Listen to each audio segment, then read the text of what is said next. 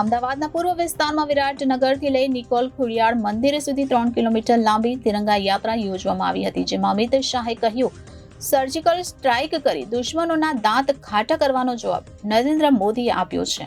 અમદાવાદ શહેર સ્વતંત્રતા પર્વની ઉજવણી પહેલા રાજ્યના 4 મહાનગરોમાં ભવ્ય તિરંગા યાત્રાનું આયોજન કરવામાં આવ્યું છે. ત્યારે 13 ઓગસ્ટના રોજ અમદાવાદના પૂર્વ વિસ્તારમાં વિરાટનગરથી લઈ નિકોલ ખોડિયાર મંદિર સુધી 3 કિલોમીટર લાંબી તિરંગા યાત્રા યોજવામાં આવી હતી. સાંજે 5:20 વાગે કેન્દ્રીય ગૃહમંત્રી અમિત શાહ અને મુખ્યમંત્રી ભૂપેન્દ્ર પટેલ દ્વારા રાષ્ટ્રધ્વજ લહેરાવી તિરંગા યાત્રાની શરૂઆત કરવામાં આવી હતી. જોકે વિરાટનગર ફુવારા સર્કલથી ચાલુ થયેલી 3 કિલોમીટર લાંબી તિરંગા યાત્રા નિકોલ ખોડિયાર મંદિર ખાતે પૂર્ણ થઈ હતી. તિરંગા યાત્રામાં કેન્દ્રીય ગૃહમંત્રી અમિત શાહ 2 કિલોમીટર અને મુખ્યમંત્રી ભૂપેન્દ્ર પટેલ 3 કિલોમીટર સુધી આ યાત્રામાં ચાલતા જોડાયા હતા. भाइयों बहनों, आज हर घर तिरंगा एक कार्यक्रमना प्रचार प्रसार हेतु आ तिरंगा यात्राનું આયોજન ગુજરાતના દરેક જિલ્લામાં હેડક્વાર્ટર પર કર્યું છે. અને આ તિરંગા યાત્રા અનેક દ્રશ્યો એના ન કેવલ ગુજરાત, સમગ્ર દેશભરમાં ખાસ કરીને જુવાનીઓમાં ઉર્જા ભરવાનું કામ કરે છે. હર ઘર તિરંગા એ મોદીજીએ ચાલુ કરેલો કાર્યક્રમ આજે ન કેવલ દેશભક્તિની અભિવ્યક્તિ, એની સાથે સાથે 2047માં મહાન અને વિકસિત ભારતની રચનાના સંકલ્પનું એક પ્રતીક બન્યું છે. 15મી ઓગસ્ટે આપણે 78મા વર્ષમાં પ્રવેશ કરીશું. ગુજરાતનું એક પણ ઘર, એક પણ મકાન, એક પણ ઓફિસ, એક પણ વાહન એવું ના રહે જેની પર આ તિરંગો ના ફરતો હોય.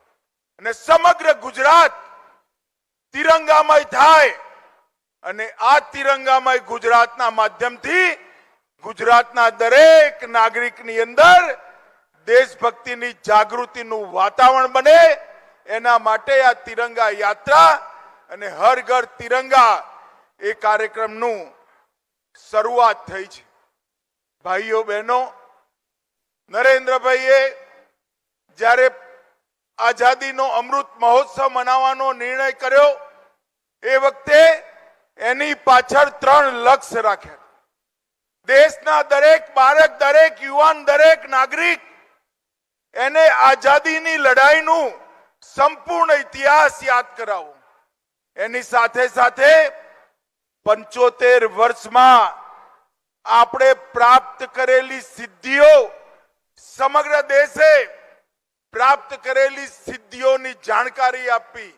અને ત્રીજો, આવનારા 25 વર્ષ દેશનો અમૃતકાળ, 75 વર્ષથી 100 વર્ષની આ યાત્રા દેશના 130 કરોડ નાગરિકો દેશના વિકાસ સાથે જોડાઈ ભારતને સમગ્ર વિશ્વમાં દરેક ક્ષેત્રમાં નંબર 1 બનાવવાનો પુરુષાર્થ કરવો, એના માટે આ અમૃત મહોત્સવ યોજ્યો હતો.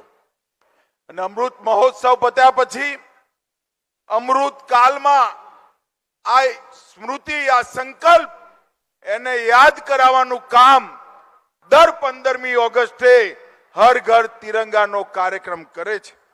મિત્રો, આજે મહાન સ્વાતંત્ર્ય સેનાની મેડમ ભીખાજી કામા, જેમને દુનિયાના મંચ પર સૌથી પહેલા તિરંગો ફહેરાવવાનું કામ કર્યું હતું, મેડમ કામાનું આજે પુણ્યતિથિનો દિવસ છે. અને આજે મેડમ કામાના પુણ્યતિથિના દિવસે આ કાર્યક્રમના માધ્યમથી સૌ હુતાત્માઓ જેને દેશની આઝાદીમાં અનેક પ્રકારના બલિદાન આપ્યા, એમને આપણે સૌ યાદ કરીને શ્રદ્ધાંજલિ આપીએ. અને એની સાથે સાથે આપણા વડાપ્રધાન નરેન્દ્રભાઈએ જે સંકલ્પના 130 કરોડ ભારતીયોની સામે મૂકી છે કે જ્યારે ભારતની આઝાદીના 100 વર્ષ થાય 15 ઓગસ્ટ 2047 ત્યારે ભારત સંપૂર્ણ વિકસિત ભારત હોય, ભારત મહાન ભારત હોય અને દરેક ક્ષેત્રમાં દુનિયાનું નેતૃત્વ ભારત કરતું હોય એ પ્રકારના ભારતની રચનાનો સંકલ્પ આપણે સૌએ લીધો છે. એ સંકલ્પને સિદ્ધિ સુધી પહોંચાડવાનું કામ આ પ્રકારના અનેકવિધ કાર્યક્રમોથી આવનારા 25 વર્ષ સુધીમાં થવાનું છે. નરેન્દ્રભાઈના નેતૃત્વમાં અત્યાર સુધી 10 વર્ષમાં અનેક ક્ષેત્રોમાં વિશ્વ પણ અચંબિત થઈ જાય એ પ્રકારની સિદ્ધિઓ આપણે પ્રાપ્ત કરી છે. ચંદ્રમાના દક્ષિણ ધ્રુવ જ્યાં સુધી પૃથ્વીનો કોઈ વ્યક્તિ પહોંચ્યો ના હોય ત્યાં આપણો તિરંગો પહોંચાડવાનું કામ આપણા નેતા નરેન્દ્ર મોદીજી વર્ષોથી આતંકવાદ અને નક્સલવાદથી પીડાતા ભારતની જનતાને સર્જિકલ સ્ટ્રાઇક અને એર સ્ટ્રાઇક કરી દુશ્મનોના દાંત ખાટા કરવા વાળો જવાબ આપવાની શરૂઆત નરેન્દ્ર મોદીજી. કોરોનાના કપડા કાળની અંદર ટેકનોલોજીનો ઉપયોગ કરી 130 કરોડ નાગરિકોને બે વાર રસી આપી કોરોનાથી ભારતને સુરક્ષિત કરવાનું કામ નરેન્દ્ર મોદીએ કર્યું. અને G20 ની અંદર રાષ્ટ્રપિતા મહાત્મા ગાંધીની સમાધિ પર વિશ્વભરના નેતાઓ એક જ સમયે, એક જ સવારે, એક જ દિવસે નતમસ્તક થઈ રાષ્ટ્રપિતાને સન્માન આપવાનું કામ પણ નરેન્દ્ર મોદીના નેતૃત્વમાં થયું. ભાઈઓ બહેનો, નરેન્દ્રભાઈના નેતૃત્વમાં દેશ જ્યારે કટિબદ્ધ થયો છે કે 2047માં દેશ પૂર્ણ વિકસિત બને એ સંકલ્પ માટે વિશેષ કરી યુવાનોએ આગળ આવવાની જરૂર છે. અને જે ક્ષેત્રમાં આપણે કામ કરતા હોય એ ક્ષેત્રમાં દેશને સર્વપ્રથમ પહોંચાડીએ એ લક્ષ્ય માટે કામ કરવાનું છે. હું અહીં દૂરથી આવ્યો, લગભગ 5 કિલોમીટર દૂરથી. 1 ઇંચ જગ્યા રોડની બંને બાજુ ખાલી નથી. તમે બધા તિરંગો લઈ ચાલવાના છો. તમારા સ્વાગત માટે અમદાવાદમાં માનવ મહેરામણ રોડ પર ઉભરાયેલો હું જોઈને આવ્યો છું. અને અહીંયા પણ જ્યાં સુધી નજર પહોંચે ત્યાં સુધી ભીડ જ ભીડ અને દરેકના હાથમાં તિરંગો એ જ બતાવે છે કે દેશના સંકલ્પની સાથે આપણું અમદાવાદ પણ જોડાયું છે. અનેકવિધ ધાર્મિક સંસ્થાઓ, અનેકવિધ સંગઠનો અને બધા જ સરકારી સંગઠનો અને NGO અને જનતા એ સૌ જોડાઈ આ દેશભક્તિનો માનવ મહેરામણ આજે અહીંયા પર થયો છે. ભાઈઓ અને બહેનો, હું તમને સૌને કહેવા માંગુ છું કે નરેન્દ્રભાઈએ 9 ઓગસ્ટ થી 15 ઓગસ્ટ સુધી હર ઘર તિરંગા એનો એક અભિયાનનો શરૂઆત કરી છે. આપણે સૌ આપણું ઘર, ઓફિસ, ફેક્ટરી, દરેક મકાન પર તિરંગો લગાવી સેલ્ફી લઈ આ અભિયાનની સાથે જોડાઈએ અને દેશની અંદર રાષ્ટ્રભક્તિ જાગૃત કરવાના અને વિકસિત ભારત બનાવવાના સંકલ્પની સાથે આપણે સૌ જોડાઈએ. એમણે એની સાથે સાથે દેશમાં ખાદીનો ઉપયોગ વધે, ખાદીના ઉપયોગથી દેશમાં રોજગારી વધે એના માટે પણ અપીલ કરી છે. વિશ્વ નેતા અને દેશના યશસ્વી વડાપ્રધાન શ્રી નરેન્દ્રભાઈ મોદીએ દેશને મળેલી મહામૂલી આઝાદીનું ગૌરવગાન કરવા, આઝાદીના લડવૈયાઓના બલિદાનને યાદગાર બનાવવા માટે હર ઘર તિરંગા યાત્રાના અભિયાનને પ્રેરણા આપી છે. વડાપ્રધાનશ્રીના નેતૃત્વમાં દેશનો આ અમૃતકાળ છે.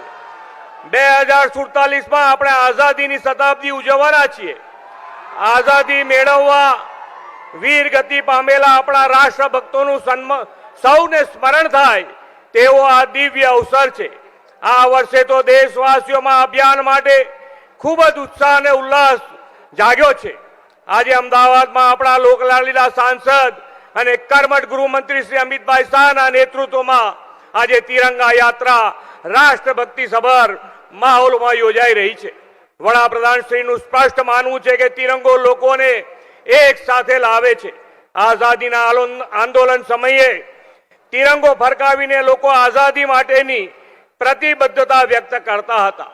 આપણે તિરંગો ફરકાવીને આઝાદીના 100મા વર્ષે વિકસિત ભારત માટે કર્તવ્યબદ્ધ થવાનું છે. આપણને દેશની આઝાદીના આંદોલનમાં સામેલ થવાનો અવસર નથી મળ્યો, પણ વડાપ્રધાનશ્રીના નેતૃત્વમાં આઝાદીના અમૃતકાળમાં વિકસિત ભારતના નિર્માણમાં યોગદાનનો અવસર મળ્યો છે. આજે આદરણીય વડાપ્રધાન શ્રી નરેન્દ્રભાઈ મોદી અને દેશના ગૃહ અને પ્રથમ સહકારિતા મંત્રી શ્રી અમિતભાઈ શાહના નેતૃત્વમાં ભારત વિકસિત ભારત બનવા તરફ તેજ ગતિએ આગળ વધી રહ્યો છે. ગુજરાતની માટીના સપૂત મહાત્મા ગાંધી અને સરદાર પટેલ દેશને સ્વરાજ્ય અપાયું. તે જ રીતે ગુજરાતના બે સપૂત આદરણીય નરેન્દ્રભાઈ મોદી સાહેબ અને આદરણીય અમિતભાઈ શાહ સાહેબે દેશને સુરાજ્ય અપાવ્યું છે. વિકાસની રાજનીતિનો ઇતિહાસ રચ્યો છે. હર ઘર તિરંગા અભિયાન દ્વારા આપણે નેશન ફર્સ્ટની ભાવના જન જનમાં જગાડવાની છે. આપણે આ તિરંગા યાત્રા દ્વારા દેશને વિકાસ પથ પર વધુ આગળ લઈ જવા માટે કટિબદ્ધ થવાનું છે.